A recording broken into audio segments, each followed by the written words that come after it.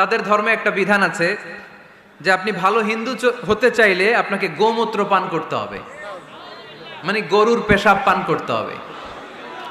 এবং অবাক করা কাণ্ড, তারা ইন্ডিয়া থেকে এটাকে রপ্তানি করে ইউরোপ আমেরিকাতেও পাঠায়। কারণ ইউরোপ আমেরিকার যে হিন্দুরা আছে সেখানকার সুপার স্টোর থেকে, শপিং মল থেকে ওইটা কিনে কিনে পান করে। আপনারা যদি বলে এই যে এক বোতল নিয়ে আসছি গরুর পেশাব, এটা খাইলে তোর 1 কোটি টাকা দিব, খাইবেন?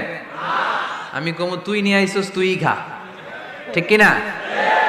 কারণ আমাদের রুচিতে এটা ধরে না, ইসলাম এটা আমাদেরকে শিখায় নাই। তো ইসলামটা হচ্ছে রুচিসম্মত ধর্ম, স্বভাব সুলভ ধর্ম। তারপর হিন্দু ধর্মে ছোট বাচ্চাদেরকে পবিত্র করতে হলে, মেধাবী করতে চাইলে গোবরের স্তূপ করে ওখানে ফেলে দিতে হয়।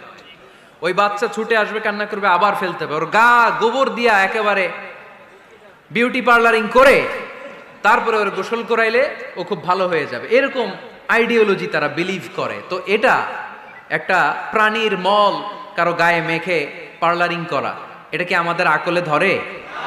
আমাদের ধর্মে এরকম কোনো বিধান আছে? হিন্দু ভাইরা যদি থেকে থাকো, just ponder on the news, এই বিষয়গুলোর উপর একটু থিঙ্ক